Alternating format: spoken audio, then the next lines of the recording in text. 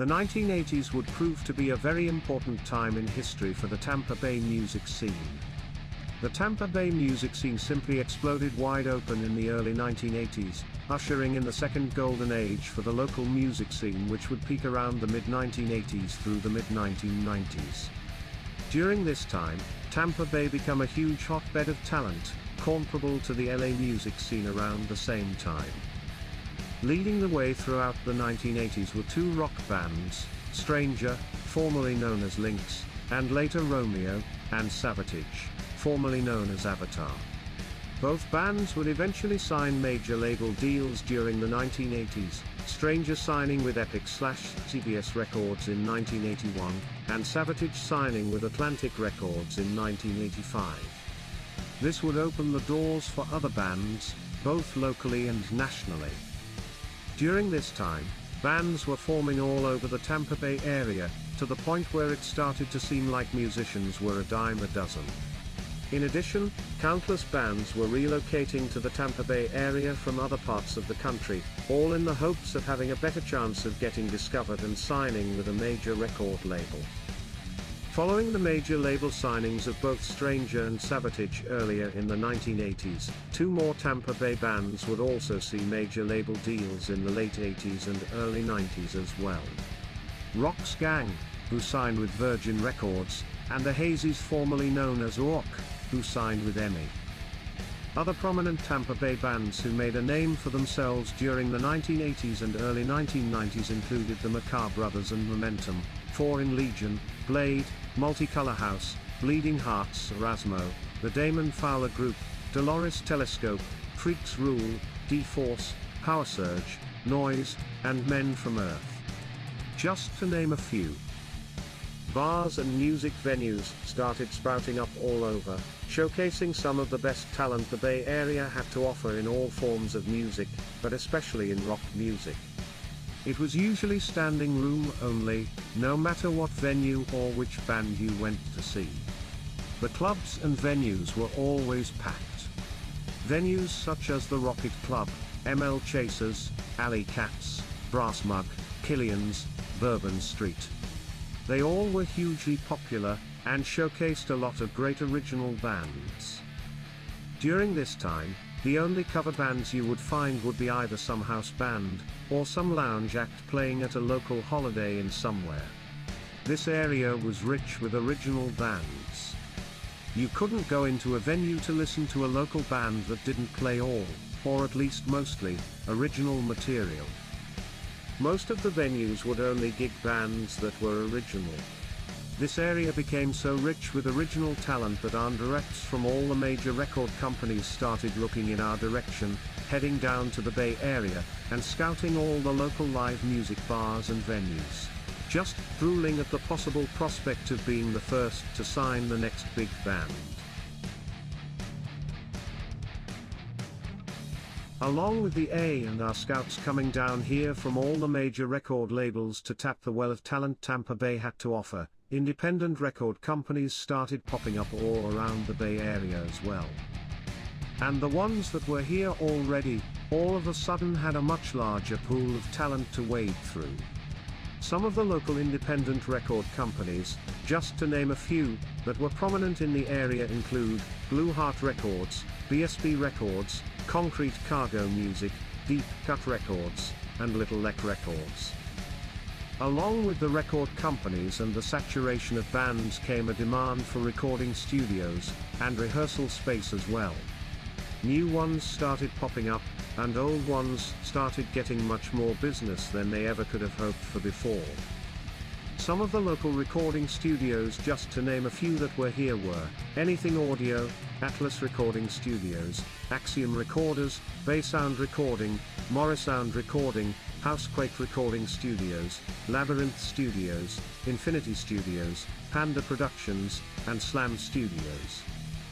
Rehearsal studios were popping up as well, but couldn't keep up with the high demand.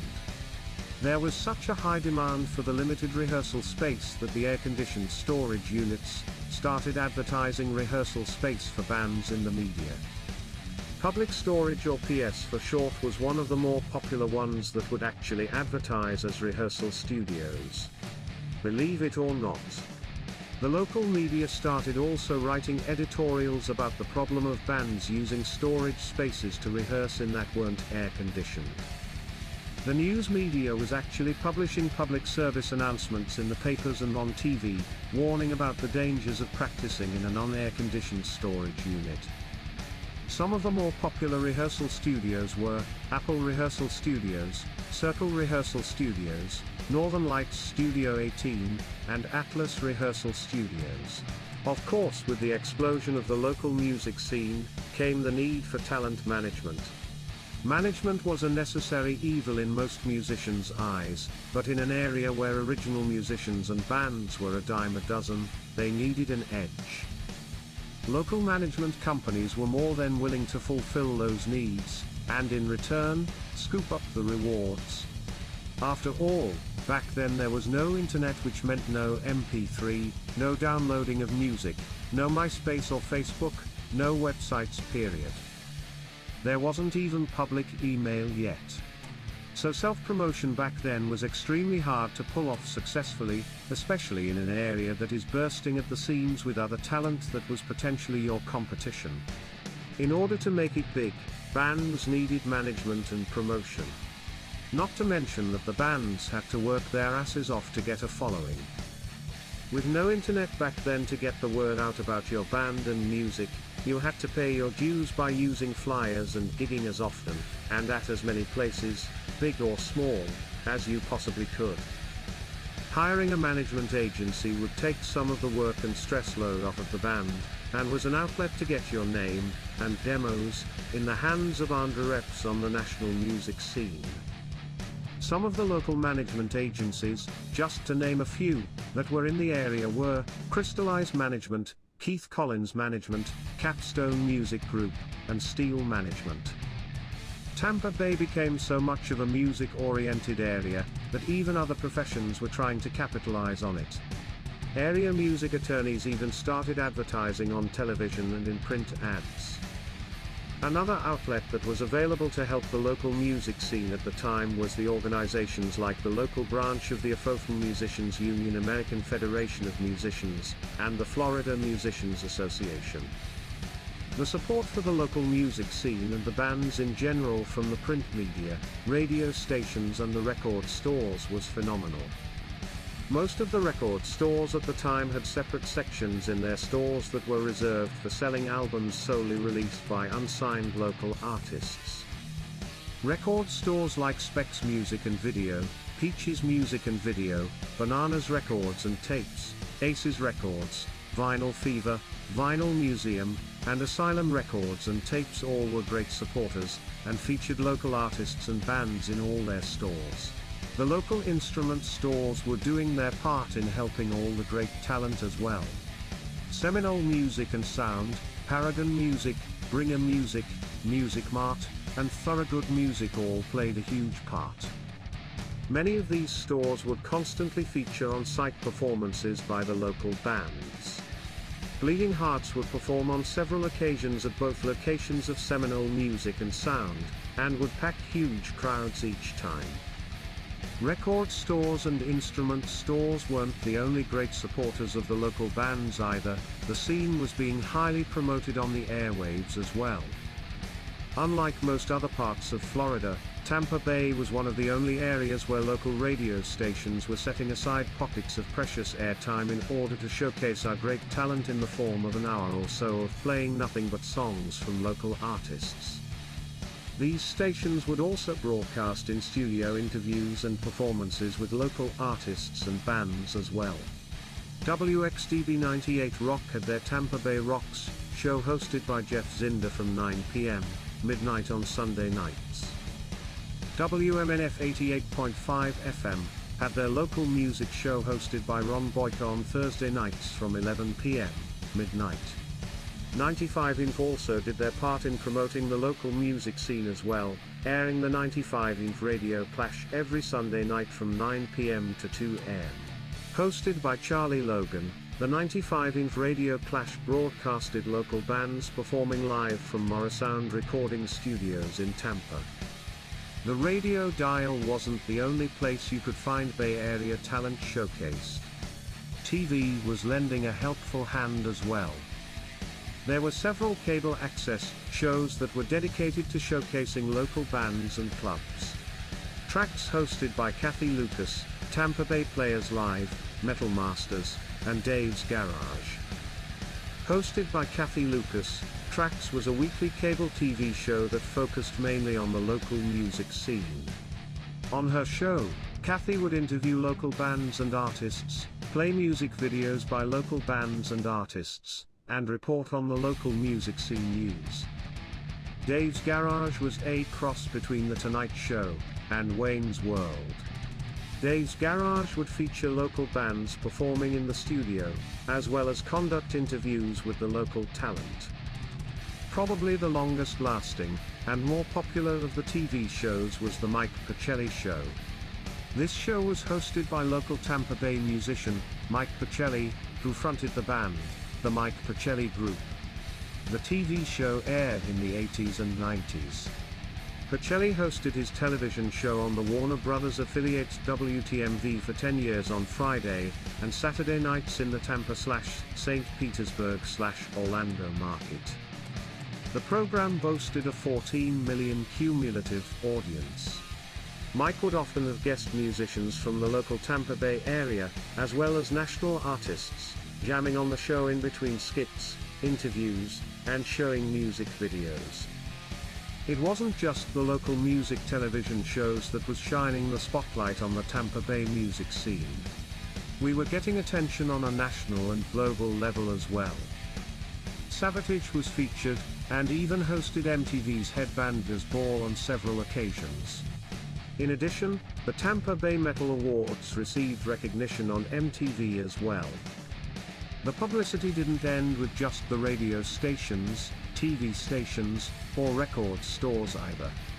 The print media was covering the Bay Area as well, in the form of both fan and trade magazines.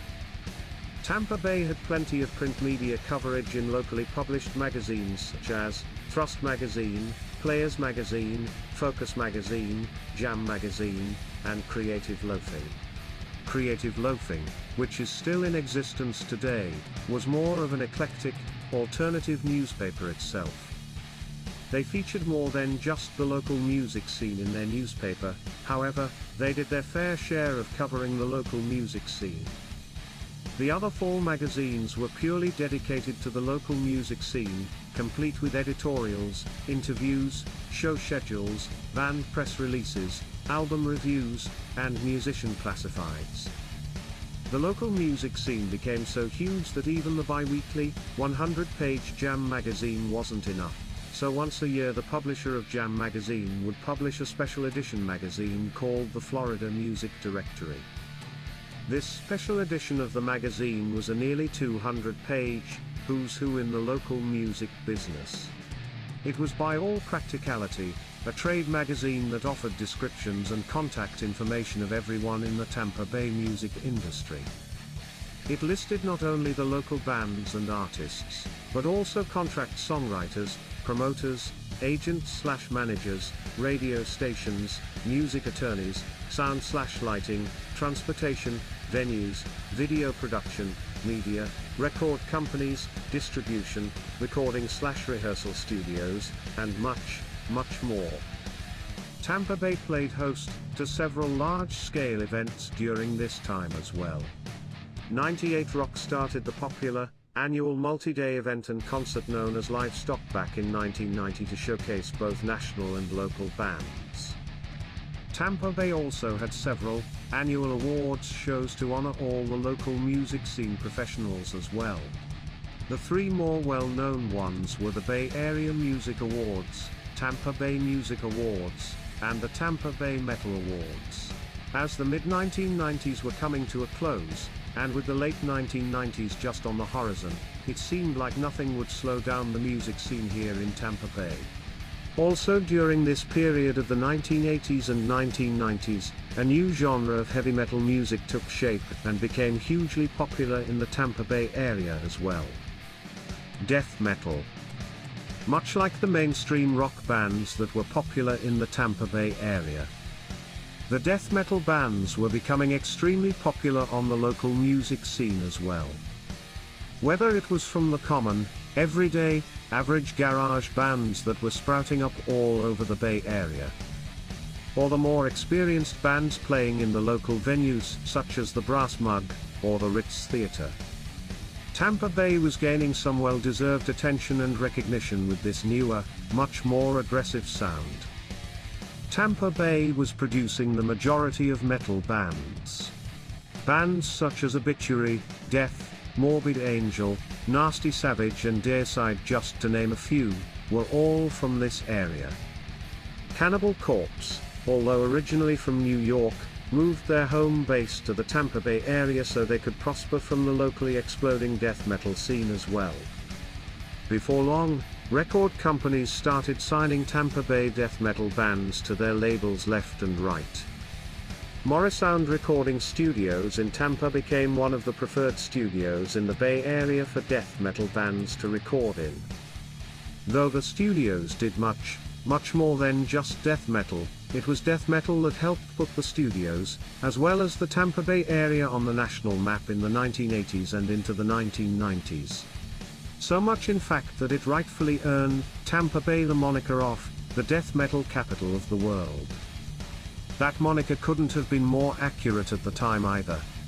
LA was home to the hair bands, Seattle would eventually become known as the birthplace of grunge, and without a doubt, Tampa Bay was then, and always will be, the death metal capital of the world. Even with the Tampa Bay death metal scene having an extremely large following, many in the scene at the time felt that it was being shunned by the mainstream rock scene here in the Tampa Bay area. Though Tampa Bay was receiving worldwide recognition for being the death metal capital of the world, here in Tampa Bay the death metal scene was being looked upon as more underground. It was even reported that the reason Keith Collins, Savatage, Crunch, founded the annual Tampa Bay Metal Awards back in 1990 was due to what he felt was the lack of attention and recognition that the death metal bands were receiving at the annual Tampa Bay Music Awards show. TampaBayMusicHistory.com. As the mid-1990s started coming to a close, the music industry on a whole started to take a drastic turn, on many levels. Much like Tampa Bay gave birth to death metal back in the 80s, another US city, Seattle, Washington, had given birth to a newer genre of rock called grunge. By the mid-1990s, grunge rock had managed to cement their foundation strongly into the national music scene, and the record industry started taking note of the new sound and buzz that was being created in Seattle. By the late 1990s, the record industry was focusing their attention on Seattle and other places around the country that had a similar sound. No longer was the industry interested in the bands or the style of music that Tampa Bay had to offer. With the record executives no longer looking in our direction for either our talent or even our style of music, the local music scene started to slow down. This caused a domino effect to take hold in the Tampa Bay music scene. Eventually the local clubs started changing their attitude and policies regarding original bands, simply wanting nothing but predominantly cover bands instead. Music venues that were once very popular started to close down and fans started to get increasingly uninterested in the local live music scene as a result. With a dried up music scene at hand and an uninterested public, local music media took a major hit. Eventually all the local music publications went out of business. Jam Magazine, Thrust Magazine, River Rag, Tampa Bay Spike, etc., etc. all went out of business. Other forms of media were affected as well. The Mike Pacelli Show and Trax, two of the area's biggest local music TV shows, soon went off the air as well. In addition, the mainstream media stopped reporting on the local scene as well. Before too long, recording studios started shutting down as well. Management and promotion companies started shutting down or relocating to other markets outside of the Tampa Bay area. With very little support or resources left in the area, what was left of the original music scene simply went underground and widely ignored for the most part. For the years that followed, many would speculate and come up with their own theories as to what happened to cause the local music scene to take a dramatic turn and die out. Some theories are that the scene simply imploded due to oversaturation and overexposure. Another theory is that it was due to the birth of grunge music, coupled with the Tampa Bay music scene's refusal to change with the times. Regardless of the reason, the Tampa Bay music scene had become a shell of its former self by the late 1990s. As a result, the scene would become stagnate, and remain stagnate throughout the late 1990s and all of the 2000s. By the time 2010 came around, many had long forgotten what the Tampa Bay music scene was once like. The days of regularly going to large music venues to see your favorite local, original bands perform had been long gone for 15 or so years. For the most part, the local music scene was reduced to small neighborhood bars that booked only cover bands. However, during this time, a small, subtle resurgence was beginning to take root in the scene. In 2010, several online publications started to appear, promoting the local music scene. One of these online publications, The Bay Buzz, was created by area singer-songwriter, Constance Hilton. The Bay Buzz mainly focused on promoting singer-songwriting acts, folk rock, and eclectic rock. Also in 2010, former Tampa Bay songwriter, Keith Wilkins, returned to the scene and started writing his local music column for the Examiner News website, the St. Petersburg Live Music Bar Scene column. Within the first 6 months, Keith's column became the #1 most read Examiner column in the Tampa Bay market, proving that people were still interested in the local music scene. In late 2011, the Tampa Bay area would once again see a local music magazine go into print, Mayhem Magazine. Though Mayhem Magazine's circulation was minuscule compared to its predecessors from the 1980s and 1990s, 400 copies a month compared to Jam Magazine's 80,000 to 90,000 copies, it gave additional hope to area musicians and music fans that the tide was possibly starting to turn. In addition to the few publications that had sprouted up between 2010 to 2013, several small FM and internet radio stations started appearing as well. These new stations were starting to feature local talent on their stations by adding their CDs into their rotation. Many of these stations even had blocks of time dedicated to spotlighting local talent like WPRN 102.1 FM's Local Artist Hour and Local Exposure. Some of these stations included WPRN 102.1 FM in Tampa, WSNR Social Network Radio in Treasure Island, Black Pearl Rock Radio in Tampa, Rock Slam Radio in Clearwater, and Music Tampa Bay in St. Petersburg.